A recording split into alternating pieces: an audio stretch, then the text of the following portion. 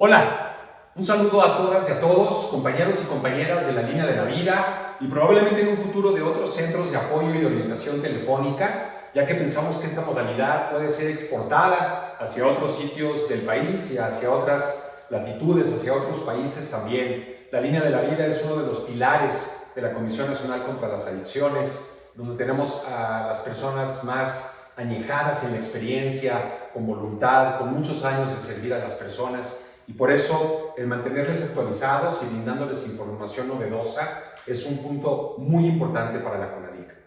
El día de hoy, como ustedes lo saben, México se debate de manera importante, es un debate muy efervescente. En todo el país existen opiniones, existen movimientos en todos sentidos para tratar de aclarar realmente cuál va a ser el estatus, la condición de la cannabis en cuanto a su consumo de tipo adulto, no medicinal. Este es un proceso de tipo jurídico-legal, no sencillo, tiene que haber muchos acuerdos, mucho consenso, negociaciones, y desde la CONADIC seguimos pensando que en términos generales es mejor regular una sustancia que prohibirla, y por eso estamos atendiendo al llamado del Ejecutivo, de la Suprema Corte, del Legislativo, para coadyuvar en lo que tiene que ver con esta desambiguación de la situación de la cannabis. Sin embargo, ustedes les van a llamar directamente, los maestros, los padres de familia, los mismos usuarios, el novio, la novia del usuario, y se les va a retar con una serie de casos y de cuestiones que son novedosas porque implican un cambio en el paradigma, un cambio en la visión del problema. De tal manera que hace 10 años probablemente le hubiéramos dicho claramente a los jóvenes, a las chicas, que si fumaban marihuana iban a terminar internadas y que tenían que hacerlo en contra de viento y marea y que no había otra forma de resolver el problema. Sin embargo, el día de hoy, con el paso del tiempo, al ir conociendo mejor lo que realmente sucede con los usuarios de cannabis, al ir viendo las fortalezas de las distintas regulaciones, de las ventajas y desventajas de la regulación, es muy importante capacitar a la gente de la Línea de la Vida para poder tener este diálogo con las madres, con los usuarios. Porque es muy común que cuando sorprenden a un chavo de preparatoria que trae un cigarro de marihuana en el bolsillo, la madre va a ir y lo va a confrontar y va a decir, bueno, pero ¿de qué me regañas, mamá? Si el día de hoy ya la marihuana es medicinal y está a punto de ser legalizada. Entonces tenemos que poder tomar este diálogo de manera muy científica, muy ecuánime y muy elocuente para poder realmente ayudar a los usuarios y a sus familias. Entonces, en este momento les quiero hablar de lo que son los daños que sabemos que se pueden llegar a causar con la cannabis. Evidentemente, lo que nosotros queremos hacer es hablar con ustedes sobre el consumo como tal y también los lugares en donde pueden surgir distintos riesgos. Entonces, en primer lugar, he elaborado un esquema, espero que mis jeroglíficos sean más o menos distinguibles, en donde tenemos a los daños que pueden provenir directamente de la planta. En primer lugar, tenemos la composición de la misma planta y la potencia de los elementos biológicos que existen en ella. ¿Qué quiere decir? En primer lugar, la planta puede tener una cantidad muy elevada de tetrohidrocannabinol, el famoso THC, que es la molécula psicoactiva, y puede tener mucho o nada cannabidiol, que como lo sabemos es el medicamento al que se le atribuyen más propiedades medicinales. Entonces, la composición, el que haya más THC que CBD en una planta de cannabis, la hace un poco más riesgosa. Lo que el día de hoy sabemos es que cuando administramos junto el CBD con el THC, protegemos de alguna manera a la persona que cuando usa nada más el THC en un extracto o en una planta o en un hashish muy potente que tiene muchos miligramos de THC y casi no contiene CBD. Esto es algo que se fue dando a lo largo de la historia, porque los productores de plantas de marihuana no les interesaba que sus plantas tuvieran cannabis, que tuvieran CBD, les interesaba que tuvieran THC, porque es lo que el usuario lúdico, lo que el usuario adulto normalmente está buscando. Entonces, la potencia es muy importante. Efectivamente, la marihuana que se fumaba hace unas generaciones, en la generación de Woodstock, tenía 1, 2, 3% de THC. El día de hoy tenemos cannabis que tienen entre 20 y 30% de contenido de THC, que es muy alto y lo convierte en sí en una droga más potente. Digamos que es la diferencia entre tomar mezcal y tomar cerveza. Sigue siendo el mismo alcohol, pero la concentración es notoriamente diferente.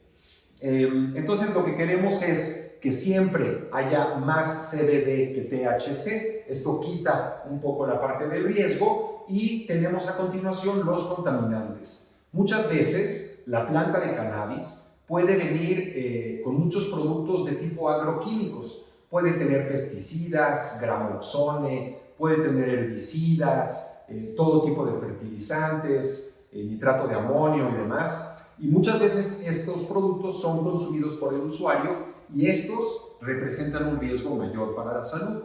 De tal manera que si, por ejemplo, observamos la incidencia de cáncer en fumadores de cannabis, se vuelve muy difícil distinguir cuál sería el efecto de fumar la planta como tal versus el efecto de los agroquímicos, que es un problema añadido. Entonces es muy importante saber que los extractos, pero a veces la planta también, debo de decir que por ahí hay algunos reportes de marihuana rociada con fentanilo, lo que es un absurdo y algo sumamente peligroso, pero que pueden también venir a generar un problema por medio de la contaminación de metales pesados, de hongos en su almacenamiento.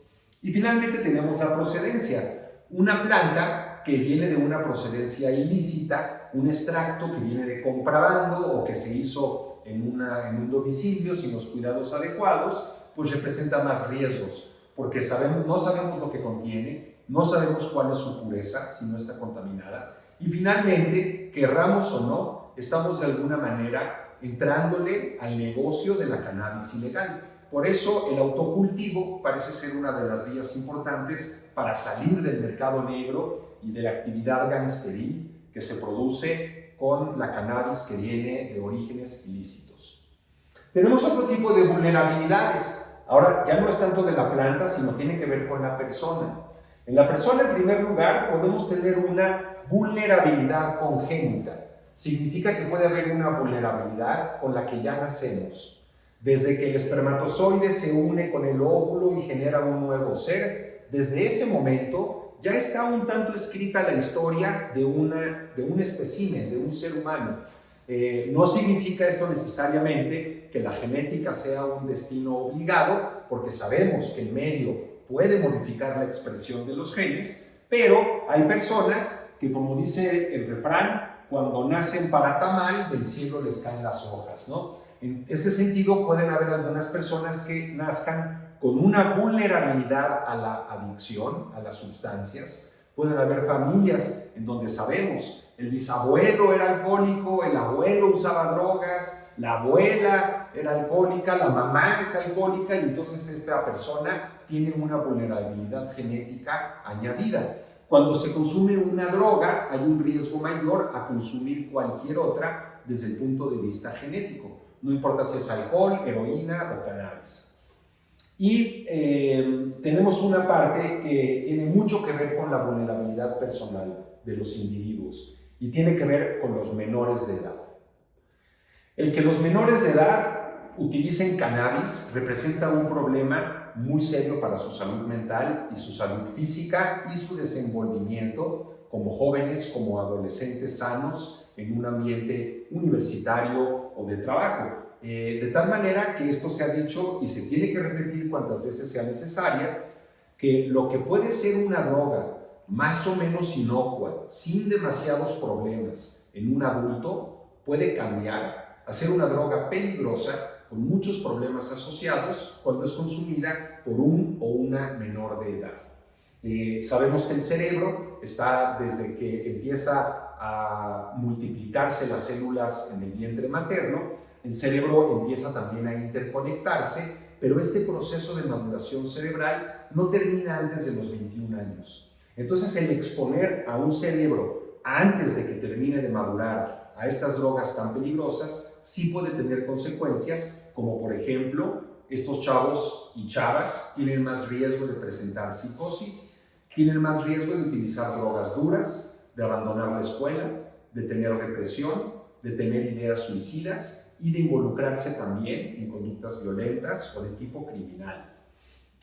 Cuando lo vemos en un adulto que ya tiene, pues de alguna manera, su vida más o menos hecha, tiene una carrera, está casado, es un hombre, una mujer que son sanos, pues en ese sentido el consumo de cannabis deja de ser algo tan peligroso, y por eso es muy importante, cuando queremos prevenir los problemas por el consumo de cannabis en la gente joven, hay que postergar el consumo. Esto resulta ser algo muy efectivo y que realmente previene de problemas a futuro.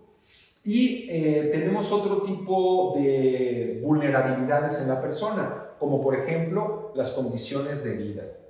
El día de hoy sabemos que las personas que tienen problemas de uso de drogas, no los que usan sustancias, sino las que tienen un uso patológico de sustancias, en una gran medida tienen un evento traumático, doloroso en su historia de vida, o una situación psicosocial que es totalmente adversa para el desarrollo de una persona en un ambiente digno.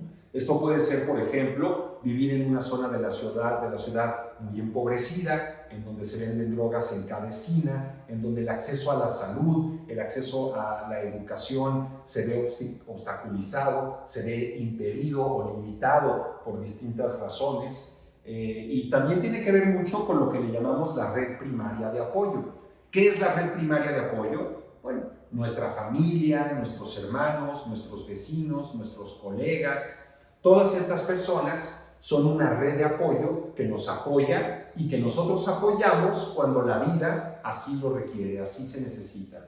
En ese sentido, los chavos, las chicas que crecen en el abandono, porque los dos padres tienen que trabajar, o es un padre o una madre independiente que tiene que cumplir con el traer pan a la mesa todos los días y que no puede tener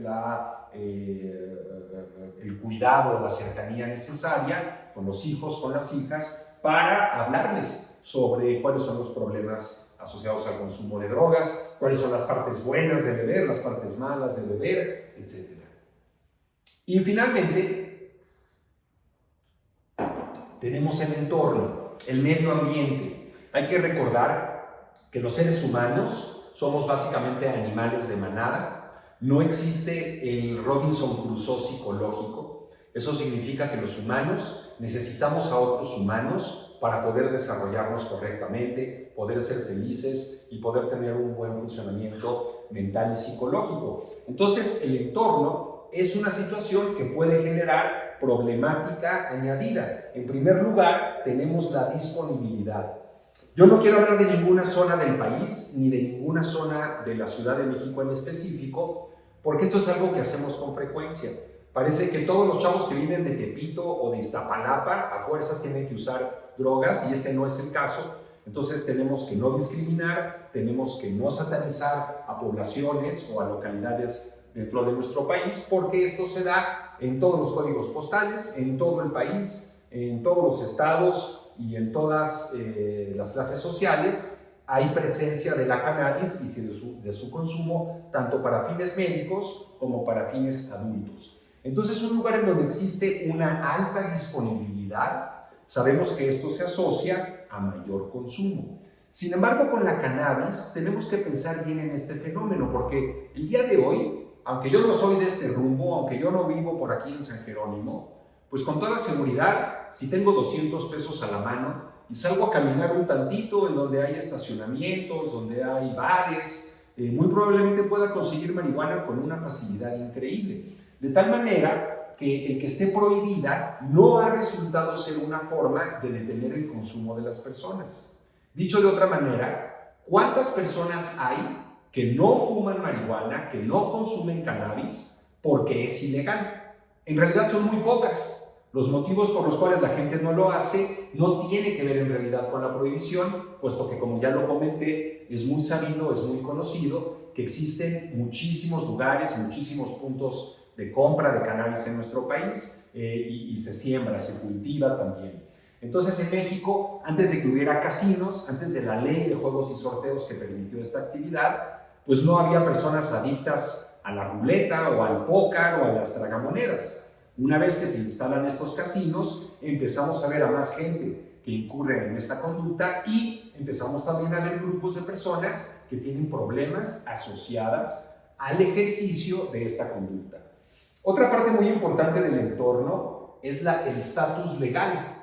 ¿Qué tan legal es la cannabis en el lugar en donde va a ser consumida? Yo tuve la oportunidad hace no mucho tiempo de estar en Canadá, en un congreso en Toronto, y ahí la cannabis se puede vender a cualquier persona mayor de edad que entra en un dispensario. Son tiendas muy bonitas, muy elegantes, parece una Mac Store, digo yo, y hay toda la serie de productos de las que hemos platicado. Hay marihuana en flor, hay cigarrillos ya armados, hay extractos, hay hashish, hay comestibles, hay todo tipo de productos. Y en ese sentido no genera un problema de tipo legal. Sin embargo, en nuestra realidad mexicana, hasta el día de hoy, todavía hay una persecución por parte de la policía de los usuarios de cannabis, y esto es uno de los daños más importantes a los que podemos sujetar a una o a un joven mexicano. El involucrarlo en el sistema judicial, fiscal, el meterlo a un proceso judicializado, es mucho más grave que casi cualquier otro daño que le puede generar la planta de la cannabis. Otro importante es el Estado de Derecho del lugar en donde estamos consumiendo. Si estamos en un lugar, en un país, en una zona en donde reina la corrupción, reina la violencia, las policías están coludidas con la gente que comercia con drogas, es muy difícil que los programas, las políticas públicas puedan realmente enraizarse en estas comunidades y puedan ayudarnos a que el uso, a que el consumo de cannabis esté controlado, sea para adultos, sea un consumo regular, que haya un gravamen, un impuesto con el cual el gobierno puede también llevar a cabo las campañas que intentarán moderar el consumo de cannabis y disminuir los daños que ésta representa. Otro muy importante es el acceso a los sistemas de salud, porque uno de los compromisos de esta Secretaría de Salud, de la Cuarta Transformación, es hacer algo real, palpable, que esté cristalizado en el terreno, que cualquier persona que necesite atender un problema de drogas o un problema de salud mental tenga la manera de hacerlo, a través de la línea de la vida, en donde serán referidos a los CAPAS, a los centros de atención en cada una de las localidades, y esto nos puede ayudar a que un adolescente que empezó a consumir antes de tiempo, lo metamos en un tratamiento, ayudemos a entender por qué está consumiendo y desarrollemos estrategias para postergar este uso. Si logramos que en vez de postergar el sujeto deje de consumir por completo, esto es una buena noticia, pero si no, como ya lo comentaba, el postergar resulta ser una manera de reducir los daños a los que una persona se va a someter cuando es consumidora de cannabis. Entonces es muy importante que los sistemas de salud estén accesibles 24 horas del día, que no sean discriminatorios, que estén cercanos a las localidades, porque la realidad de nuestro país es que hay muchas personas que simplemente agarrar una combi, un transporte público, para ir de su localidad al CAPA más cercano, se gastan el 5% de su ingreso mensual, entonces se vuelve muy difícil el que este acceso universal y gratuito se concrete, pero ese es el objetivo y eso es lo que estamos buscando. Y finalmente, con respecto a los daños de la cannabis, quisiera hablar sobre las conductas nocivas alrededor de la cannabis. Cuando hay un chavo, una chica, que están todo el día fumando marihuana, desarrollan un cuadro que se llama síndrome de intoxicación crónica. Anteriormente le llamábamos síndrome amotivacional, pero este nombre trata de amedrentar, de escandalizar un poco, a diferencia de cuando hablamos del síndrome de intoxicación crónica, en donde vemos que una persona que está fumando marihuana todo el día, pues está pacheca todo el día, y en ese sentido no le interesa la escuela, no se baña, no busca novio o novia o lo que le toque, y vemos una persona que empieza a aislarse y empieza a tener problemas en cuanto a su actuar en una vida de relación, en una vida, en una sociedad pujante como la nuestra. Entonces es muy importante hacerles ver a las personas que también para el consumo de cannabis tenemos que buscar la mesura, tenemos que buscar el autorregularnos para no incurrir en un consumo abusivo, que en algunas personas, más o menos entre el 7 y el 10% de las personas que probaron la cannabis a lo largo de la vida van a presentar un cuadro de dependencia. Y finalmente, las mezclas son una parte muy importante de la cannabis. Las dos drogas que más se utilizan en nuestro medio son la cannabis y el alcohol etílico. Y estas dos, cuando se consumen por separado, tienen efectos diferentes. Sabemos que cuando alguien consume alcohol y se toma más cucharadas de las que le tocan, pues bueno, puede quedar tirado en el piso, inconsciente, vomitado, golpeado de la cabeza. Y esto no sucede de la misma manera con la cannabis. No existe esta exposición que deja a alguien totalmente drogado, ¿no? Tirado en el piso por cannabis. Sin embargo, cuando sumamos estas dos, ocurre un cuadro muy serio. Anteriormente se le llamaba a esto cruzarse con el alcohol, ¿no? Tomaba yo alcohol y estaba yo ya bastante borracho y en ese momento consumo marihuana. Este cuadro de intoxicación, al que en la calle se le llama la pálida, porque sí, pues los chavos vomitan y se quedan pálidos y están tirados ahí como un costal de patatas, probablemente hasta el otro día, porque la intoxicación con el alcohol, cuando se le suma la cannabis, vuelve a la cannabis una droga muy peligrosa. En ese sentido, alguien que comete la insensatez de irse manejando por el periférico después de haber bebido y a la mitad del trayecto se le ocurre fumar marihuana, es muy probable que este amigo vaya a chocar, ¿no? O vaya a atropellar a alguien, porque se van a cruzar los momentos de máxima intensidad de las intoxicaciones por ambas sustancias y sobrevendrá este cuadro agudo al que se le llama la pálida. Es como una sobredosis, es una combinación de dos drogas sinérgicas que generan este cuadro. Es importante cuando esto llega a suceder que la persona que esté intoxicada esté acostada boca arriba, con la boca hacia uno de los costados para evitar que vomite, y también es conveniente subir sus piernas. A esto en medicina se le llama posición de Trendelenburg, porque de esta manera haremos que haya más sangre que llegue al cerebro y que pueda recuperar cuando menos la conciencia.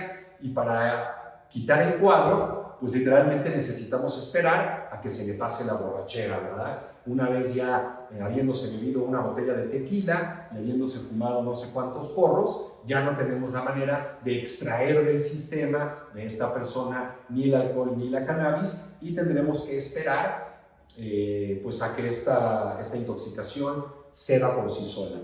Entonces, como ustedes ven, sí existen una serie de daños. La parte de los daños orgánicos se reserva para las personas que tienen un consumo muy activo de cannabis. Probablemente haya cierta afección pulmonar, porque cuando alguien está fumando marihuana, también está fumando todo el material vegetal, y toda esta paja, toda esta hierba, cuando se quema, contiene monóxido de carbono, dióxido de carbono, partículas sólidas, alquitranes, y todo esto es consumido por el sujeto, y a los pulmones no les gustan ni los humos, ni los gases, ni los vapores calientes, y mucho menos cuando traen sustancias de otro tipo.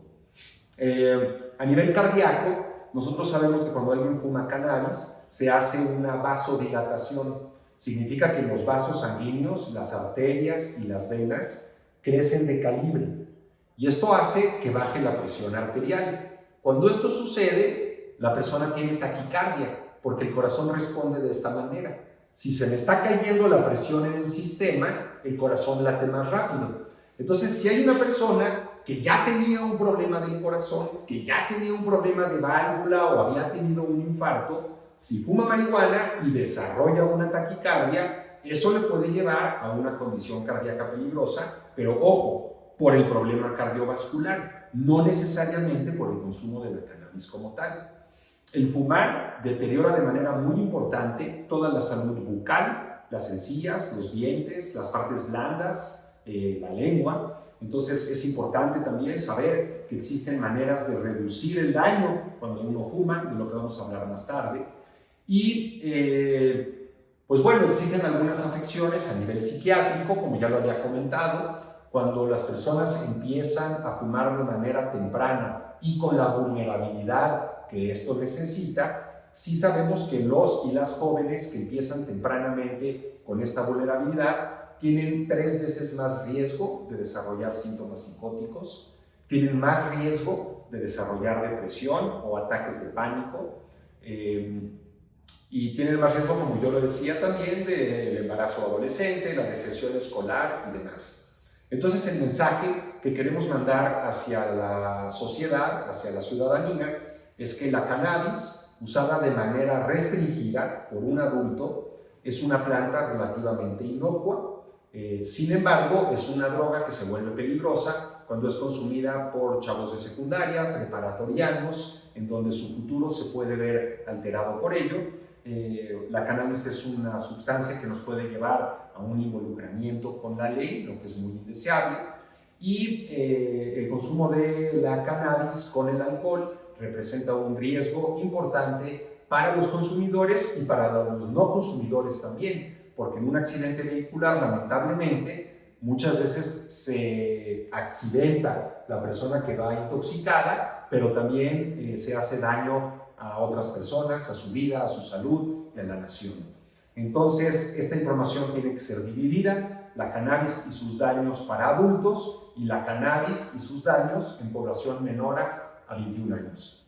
Muchas gracias por su atención, espero esta cápsula haya sido de interés y es la primera fase de las dos que se presentan a continuación. Muchas gracias.